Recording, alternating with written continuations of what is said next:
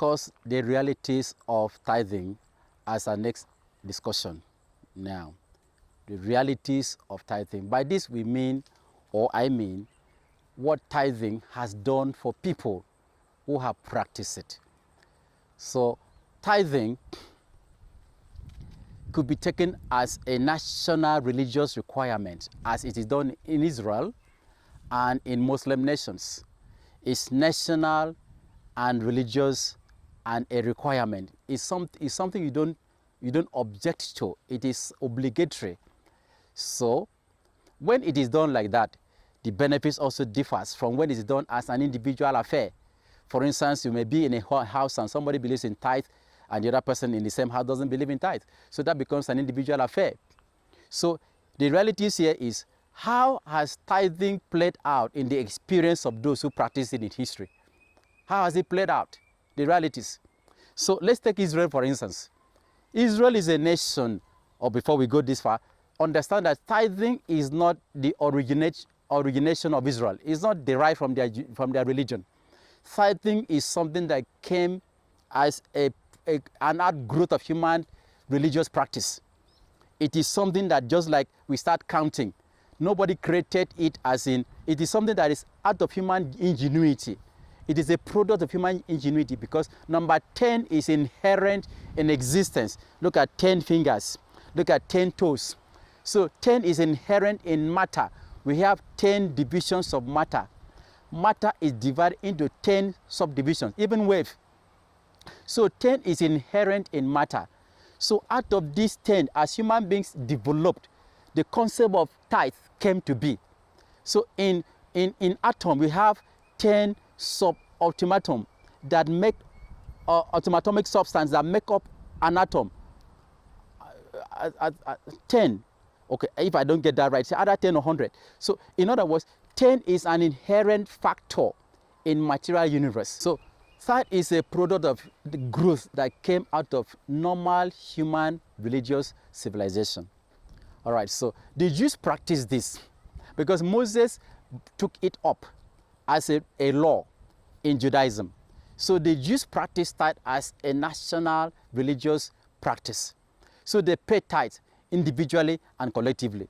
So when they do as a national thing, there is a benefit that comes to them beyond personal experience. So let's discuss that. Israel, for instance, is in a desert, is in the Middle East in a desert. But Israel it was created in 1947 after they lost a nation for over 2,000 years, came back as a nation. That has never happened in the history of human existence, that you lost a particular land for 2,000 years and then come back and say, this is our land, I want to live here, this is our nation. It has never happened in human history. But Israel got back their land. That was a mystery itself. That was a miracle of its own. In 1947, Israel came back as a nation. And then Israel came back as a nation and began as a third world country. And by 2000, in this current dispensation, Israel has emerged as a world power. It is reputed as #1 nation, or among the first-class nation, among the world powers in our current classification. From third world to second world to first world, Israel. And Israel is in a desert, but it's reputed as the most water-efficient country on earth. The most water-efficient country. Israel is a phenomenon of its own. So the land of Israel becomes so resourceful, so productive, so attractive. Israel exports flour to Europe daily.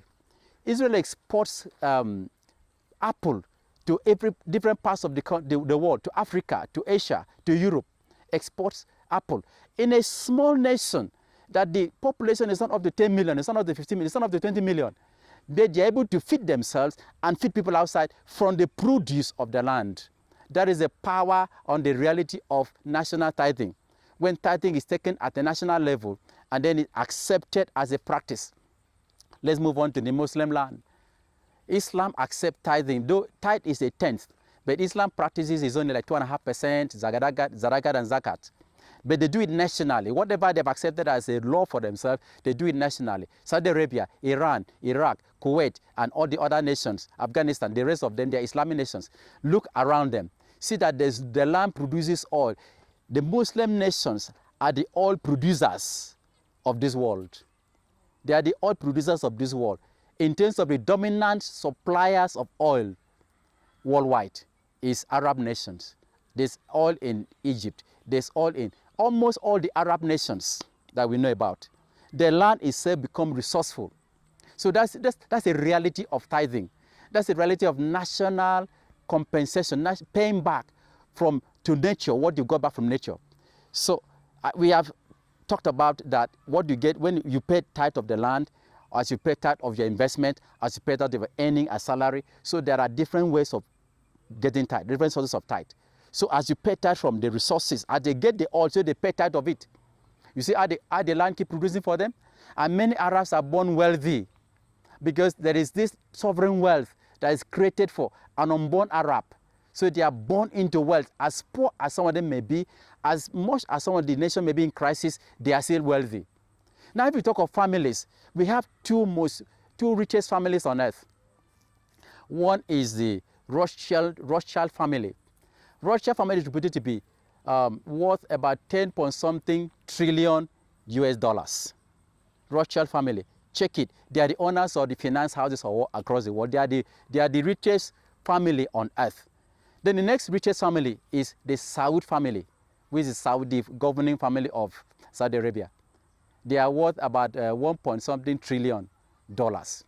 Do you know any single person outside this worth that much? When we talk of the wealthy people of the world, do they have $200 billion? Do they have $500 billion? But a family is worth 1.4, maybe 2 to 3 trillion dollars. That is the benefit. That's the reality of it. So as a nation, there is the way the land becomes resourceful.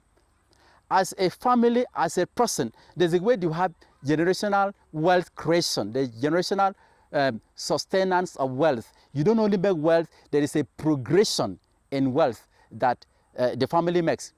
So you see, if you look at corporations that give tithe, like when I used to fly as a missionary, when I was a missionary, I used to fly free with aero contractors. Because aero contractor has a policy of fly missionaries. That's how they pay back. That's part of the tithing. They pay back. When I was also a missionary, there's this company, the owners of Caterpillar. They have a portion of their corporate earning that they dedicate to financing things across the world. They are the one that finance navigators. There's an organization called Navigators. They go around ships and do gospel activities and things like that in all the ships on earth. Caterpillar sponsors that. They finance things across the world. They give scholarship to people. They finance theological seminaries and education like that. They finance missionary activities. So it's a portion of their corporate earning that is assigned, and they have somebody dedicated to go around the world and seek for things that need financing, things that promote human welfare, things that promote God's kingdom. They dedicate a portion of their corporate earning to finance such things. So you see, that kind of companies remain generation after generation, decade after decade. They keep on in perpetual succession. And if you look at other people that Rockefeller and the founder of Nestle, the founder of Lipton, and they were tithers, people that created companies, corporations that have stood the test of time over generations.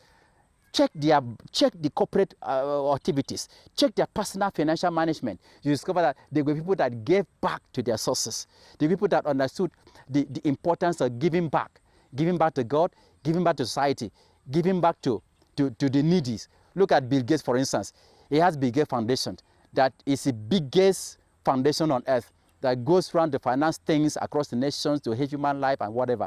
Whether you like Bill Gates or not, or you approve of what they do or not, that's what they do as a way of paying back. You cannot run an organization without paying something back, and then you don't expect that organization to crash over time. You run the financial problem, you run the either bankruptcy or some issues. Because when you keep taking without giving back, it is a moral bankruptcy, it's a moral crime. So you must learn to give back, whether you call it corporate social responsibility or whatever welfare you call it, if you call it tithe, anything. There must be a system of paying back. The idea of getting without giving back is criminal. All right. So in reality, tithing has created generational wealth.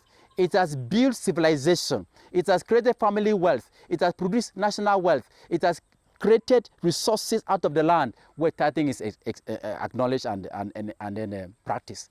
All right. So I would like you to subscribe to our YouTube channel if you find this video useful. I would like our Facebook page and follow us on Instagram. Thank you for listening today.